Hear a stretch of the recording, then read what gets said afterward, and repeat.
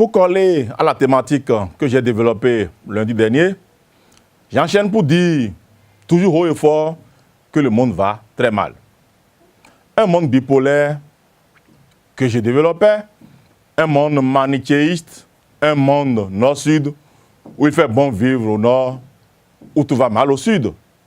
Le sud des damnés, où ils subissent des pervers comme encore Pangloss, qui nous prennent tous comme des addicts. Évocation à cette fiction fataliste que Voltaire développait dans son ouvrage. Ce fatalisme qui était promis à ce personnage addict, où les félicités du ciel devaient lui tomber dessus comme la manne qui descendait du ciel. Mais ce qu'il faut reconnaître, c'est que immédiatement et sous nos cieux, les plus faibles ont de la peine à avoir de la pitance, du minimum pour vivre. Et c'est justement ça qui nous pose un problème. Et c'est de ça que nous devons parler maintenant et tout de suite. La faim. Tout simplement la faim, comme une vieille et pitoyable, gourmande et tranquille ennemie. C'est assez étrange, parfois anodin, quand on en parle, parce qu'à la limite, cela ne meut personne. Parce qu'en fait, les drames rattachés à la faim, c'est que ceux qui en parlent sont ceux qui ne la vivent jamais. Pourtant, la faim tue énormément de gens. Ironie de l'histoire, on parle de surproduction par-ci, mais malheureusement à côté, on parle de sous-alimentation par-là.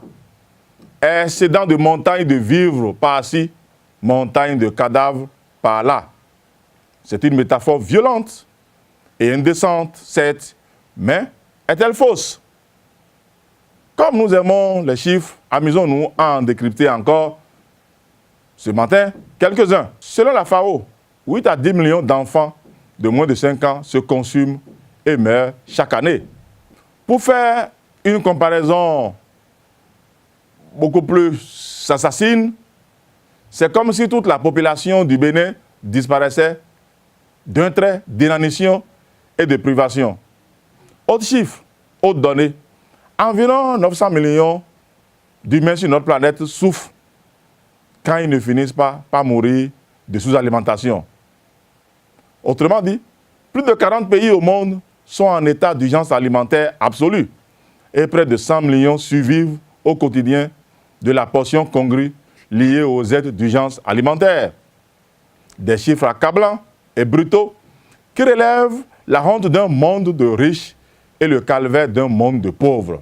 Quelques sursauts de temps en temps au Conseil des Nations, censurés par des communiqués laudateurs pour dénoncer la malnutrition, la faim dans le monde. Mais entre nous, depuis quand a-t-on remplacé le pain, une boîte de sardines, par un communiqué? Sous nos cieux et devant nous, par nos approbations les plus incises, voulues ou silencieuses, la sécheresse, les guerres, les inondations, les bouleversements politiques incessants que, comme on en connaît en Afrique, tuent et sont les corollaires les plus patents de la faim. Pour cette tragédie quotidienne de l'insécurité alimentaire qui se joue sous nos yeux, avec différents acteurs impliqués, on a toujours l'impression que cela ne semble émouvoir personne, sauf les comédiens traditionnels habitués à verser des larmes de crocodile là où ils doivent mettre la main à la poche. Nos églises et synagogues prêchent les bonnes paroles, recommandent le secours à la veuve et à l'orphelin.